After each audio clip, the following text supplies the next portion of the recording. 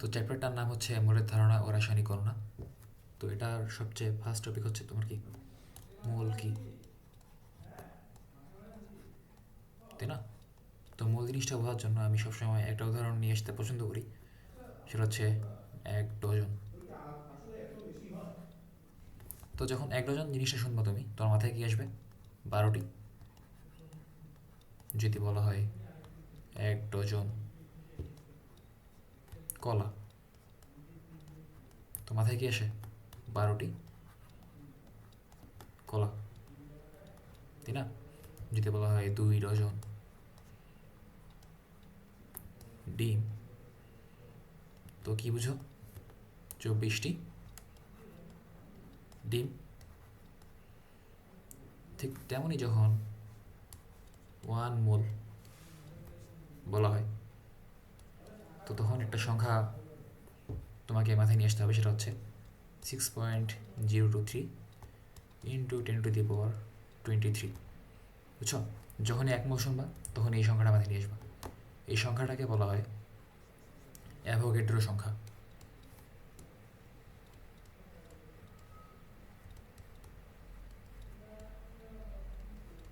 সংখ্যা। তো তোমার মাথায় প্রশ্ন আসতে পারে যে আমরা কেন এই সংখ্যাটা মনে রাখবো? যেমন 1 ডজন নিলাম, মনে করে 1 খালি নিলাম, তো এটা তো তোমার দৈনন্দিন জীবনে কাজে লাগতেছে, তাই না?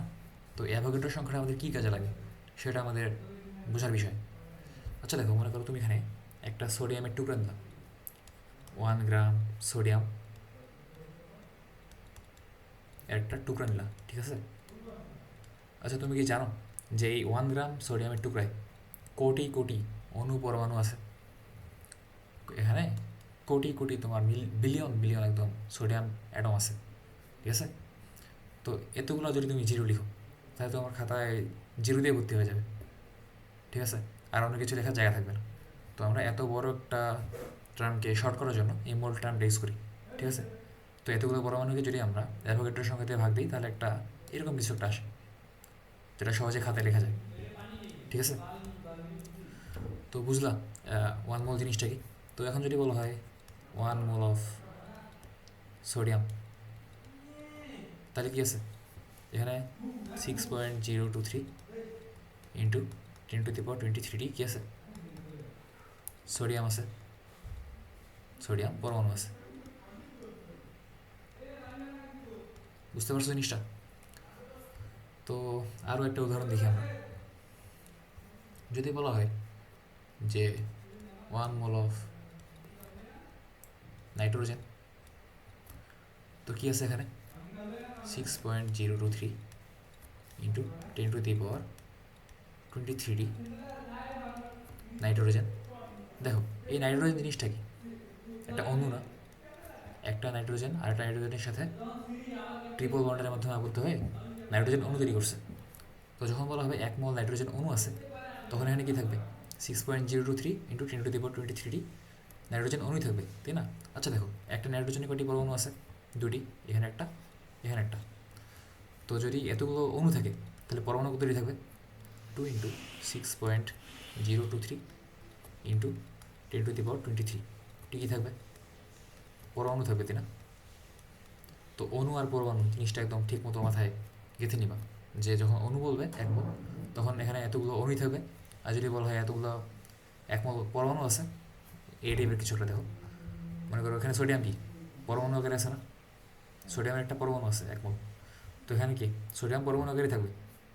আর যদি বলা হয় যেভাবে অণু আকারে দেওয়া থাকে, তো এই নাম্বারের সাথে কী করবা? যতটি পরমাণু আছে পরমাণু বের করতে চাইলে ততটি পরমাণু দিয়ে গুণ দিবা, ঠিক আছে?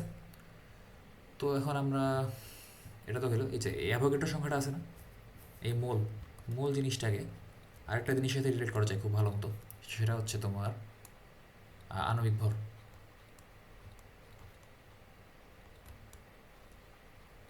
আচ্ছা এখানে দেখি আমরা ভালো মতো আবার। মনে করো তোমার কাছে একটা কার্বন দিয়ে আছে, কার্বনের কি এখানে 6 হচ্ছে পারমাণবিক ভর, মানে পারমাণবিক সংখ্যা,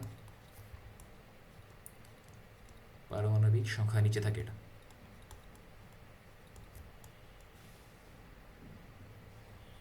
আর এখানে উপরে থাকে কি 12, এই 12টা কি? পারমাণবিক ভর।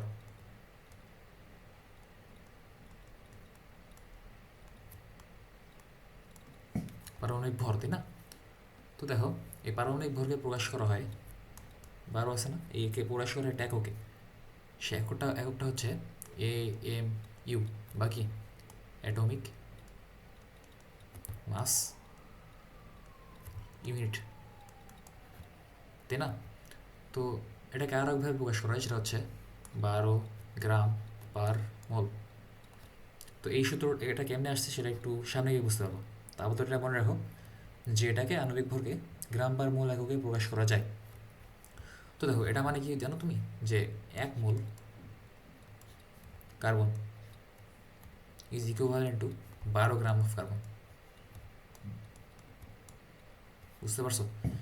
মনে এটাকে এভাবে চিন্তা করা যায় যে 12 গ্রাম কার্বন কোথাও রাখলে তুমি, মনে করো 12 গ্রাম কার্বন দিলে এখানে, তো এখানে যতগুলো কার্বন পরমাণু থাকবে সেটা হচ্ছে 6.023 ইন্টু 10⁻23। ঠিক আছে? কারণ এই 12 গ্রাম সমান কি 1 মোল, আর 1 মোল সমান কি এতটি অণু, পরমাণু বা আয়ন। ঠিক আছে? তো এই হোক বিষয়টা ক্লিয়ার হয়েছে। আচ্ছা, আমরা আরও একটা উদাহরণ দেখি। মনে করো এখানে আছে অক্সিজেন। ঠিক আছে? তো এখানে 1 মোল অক্সিজেন আছে। তো 1 মোল অক্সিজেন কি আছে, এখানে পরমাণু আছে, তাই না? তো এটা কি, এর আণবিক ভর কত? 28, 14, 14, 28, 28 গ্রাম/মোল। এটা হচ্ছে আণবিক ভর। তো আণবিক ভরকে আমরা কী করতে পারি? আণবিক ভর থেকে আমরা কিসে নিয়ে যাব? মূল আকারে নিয়ে যাবো, তাই না? বা অ্যাভোগাড্রো সংখ্যা আকারে নিয়ে যাবো। তো দেখো, এত ঠিক আছে, এখানে অণু আছে না, তাহলে কী উৎপন্ন হবে এখান থেকে? 6.023, মানে এখানে কী পরিমাণ আছে? 6.023 ইন্টু 10⁻23। ঠিকই আছে, অণু আছে, এখানে ভুল করা যাবে না, বুঝছো? এতটি অণু আছে। আবার দেখো, একটি অক্সিজেন অণুতে কয়টি পরমাণু আছে? অক্সিজেন এভাবে তৈরি হয়, অক্সিজেন ডাবল বন্ড অক্সিজেন, তাই না? তো একটি অক্সিজেন অণুতে 2টি পরমাণু আছে। তো লিখতে পারি আমরা 2 ইন্টু 6.023 ইন্টু 10⁻23টি পরমাণু আছে, বুঝছো? তো এই জিনিসটা ভুল করা যাবে না। যখন অণু বলবে তখন অণুই থাকবে এখানে, আর অণু থেকে পরমাণুতে কনভার্ট করতে গেলে একটি অণুতে যতটি পরমাণু আছে ততটি পরমাণু দিয়ে গুণ করতে হবে। যেমন এখানে 2টি অক্সিজেন পরমাণু আছে, তো এই সংখ্যার সাথে পরমাণুর সংখ্যা বের করার জন্য আমরা 2 দিয়ে গুণ করছি। ঠিক আছে? তো বইয়ের প্রথম যে টপিকটা সেটা হচ্ছে তোমার মোল কি, তো ওখানে জিনিসগুলো ক্লিয়ার হয়ে গেছে। আর আণবিক ভর জিনিসটা তো বের করতে পারাই। মনে করো এখানে CuSO4 5H2, একটা উদাহরণ দিচ্ছি, বাকিগুলো তুমি নিজে করে নিবা। তো কপার সালফেট আর 5 পানি। তো কপার সালফেটের আণবিক ভর বের করবো আমরা। তো দেখো, আণবিক ভর হবে কি, প্রত্যেকটা পরমাণুর পারমাণবিক ভরের যোগফল হচ্ছে আণবিক ভর, তাই না? তো কপারের আণবিক ভর হচ্ছে তোমার 63.5। তো একটা কপার আছে, ঠিক আছে? তো 63.5 লিখলাম আমরা। সালফারের আণবিক ভর কত? 32, তাই না? প্লাস কত অক্সিজেন কয়টি আছে? অক্সিজেনের কত? 16 ইন্টু 4টি আছে, 4টি পরমাণু আছে, তো পরমাণুর সংখ্যা দিয়ে আমরা গুণ করবো। ঠিক আছে? তো অক্সিজেন 4টি আছে, আর কত আছে? 5টি পানির অণু আছে।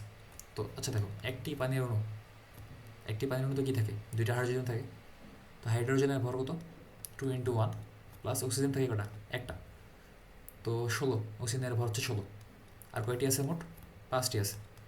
তো এখানে ক্যালকুলেশন করবা, যেটা অ্যান্সার আসে সেটাই হচ্ছে এর আণবিক ভর। ঠিক আছে?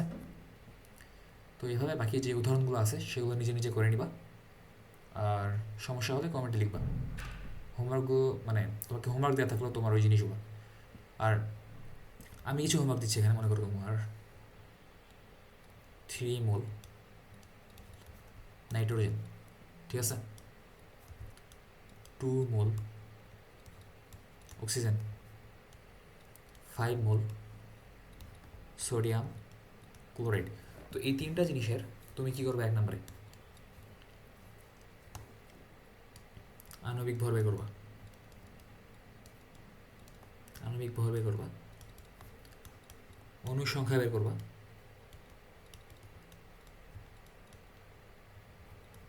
আর কি করবা, পরমাণুর সংখ্যা বের করবা।